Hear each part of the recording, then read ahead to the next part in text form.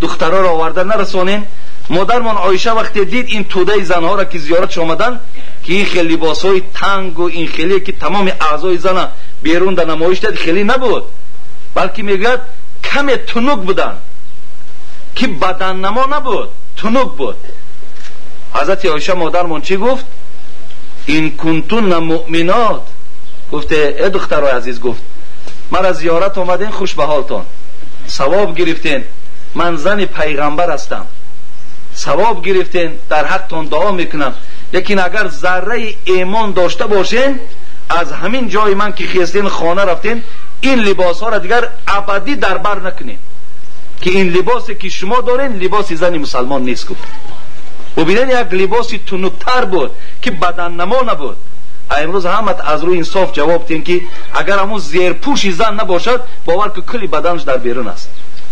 باور کنیم به خدا در بازارو چشم تا دیگر همین تا اوی کرده نمیتونی. اگر همین یک زیرپوشامون نباشد تمام بدنمون در بیرون است. و حبیب خدا 1500 سال پیش چی گفت؟ اکی هم معجزه شگو زنون، بعد دعا کنیم که از جای دیگر ما هم منتظرن.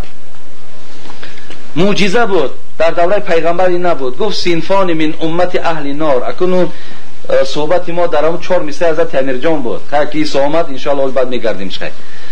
میگد که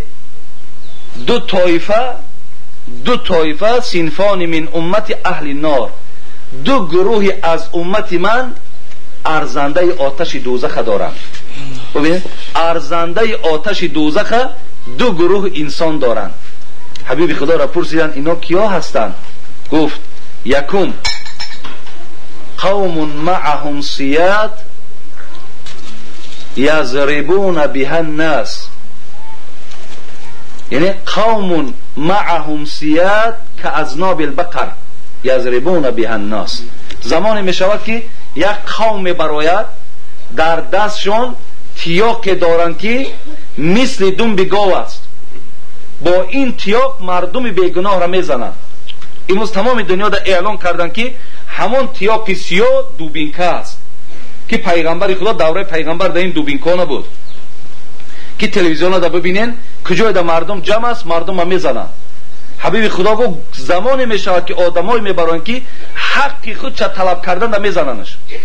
اگر حق چه طلب کردن که حق من است، مثال همینجا تو در حق من ظلم داری میزننت. رسول الله گفت اون کسانی که اینا میبردارن در سر مردم و پشت مردم میزنن اینها ارزنده آتش دوزخ دارن. دویم رسول الله چی گفت؟ بسیار عجیب گفتن و زمان ما را گفتن نساء کاسیات عاریات مائلات ممیلات. ببین لا يدخلن الجنة رؤوسهن كأسنمة البخت لا يدخلن الجنة ولا يجدن ريحها وإن ريحها من مسيرة كذا و كذا. عجیب زیبا بیان کن. زمان میشود که نساء کاسیات، زنها لباس دارن، گفت پیغمبر لباساشون را میپوشن، چیزی از لباس هست همش میپوشن، عاریاتون، لیکن لباسی میپوشن که بدنش تماشا میکنی. ببین زمان پیغمبر در این طرز لباسایی که حاضر بدن نما هستن اینا نبودن. حبیب خود گفت زمان میشود که میپوشن لباس دارن لیکن بدنشون میتابد، عاریاتون مائلاتون ممیلاتون. اینا گفت که خودشون بیماری ناخوب شدن، اینا که گویم خیلی بی‌تمیز و بی‌خیرتن، لیکن همین بدبختیشون باز در دوگانه ها همسایه هاشون میرسه. گفت ولی بینین یک کس که پوشید چی میشود؟ دیگریش هم همون آرزو میکرد، دیگریش هم همون آرزو میکرد، بعد شهر پوری همون خیل میشود. رسول الله چی گفتن؟ لا يدخلن الجنة.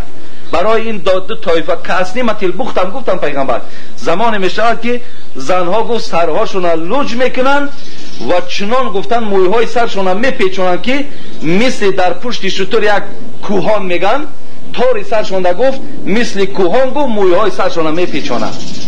ها ولی زنکا میکنن که مثال در طوری سرشون مثال یک مویهاشون میپیچونن لیکن روی مال ندارن. حبیب خدا گفت هم تا میکنن. گفت روین گفت این زنها را و این مردهایی که مردم بیگناه میزنن از نام پیغمبر گوین که بوی جنت که از 500 ساله راه به مشام انسان میرسد، به مشام این دو گروه نمیرسد. بوی جنت نمیرسد. ولی کجا داخل شدنی در جنت؟ ببینید مادر عزیز، همه این سخن خدا هست، همه این سخن پیغمبر خدا هست، لیکن همش به فایده ایمان است. ببین مشکل نیست. آخر امروز همین قیچی را گرفته و همین دخترایی که آستینای کلته دارن، دخترایی که آستین درازن، همون نمیتونه قیچی زدن همین آستین چیه؟ لیکن ایمانش نمیمانه. لیکن خدا تاثیرش نمیمانه که هم قیچی را گرفته و همون را چیکار کنه؟ از همون بری بالا پایین مثال گویم که ببرد. ولی اول یک زمانه مثال ما که سالای تقریبا 86 بود ما اویلدار شدگیمان، او زمانه آستینا کم تر باید تونیجورا بود. حاضر اینا کتف دایا میبینین، حاضر بلند همین میدان آمده سوال دیگر آستین گم بشود. اگر همین خیرفتن گیرد این آستینا گم بشوند، دیگر تمام زن در بیرون. انا مرحمت کو دیگر برکات شود، کو مرحمت یگان فیض شود. بعد مرحمت کو ببینیم که در چه عذابهای به خدا قسم ما و شما روبرو میشیم. خدا چه عذابهایی داره، چه دردهایی داره که برای ما و شما راهی میکند وقتی که ما سخن خدا را اجرا نمیکنیم. به این خاطر این مسئله بسیار مسئله جدی است. مادرای عزیز همین بسیار توجه داشته باشید. خیلی کاری کنین که پگا گور میرین، هممون فراموش نکنین که گفتی همون عبدالقادر بیدل یک وجب راه است بیدل از تو تا دامان خاک.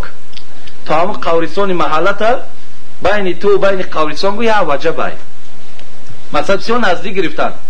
یک وجب راه است بیدل از تو تا دامان خاک، در سر میشگان چو اشک استاده هوشیار باش. رنگ اشکی سر میشگانی یا این زمان یا زمان دیگر میگلتی پیش خدا میره، با خدا در خجالت بمانی. بسیار اونجا اگر 1000 داد بگوی پشیمانی که کنی دیگر او فایده نمیبخشه. و این خاطر ما همین جدا هر چی قوت دارید، هر چی کوشش دارید برای بهبودی فرزندامون، برای آبروی فرزندامون، برای آبروی خودمون کوشش کنیم. خدا خواسته باشد هم دنیامون هم آخرتمون زیبا میشود.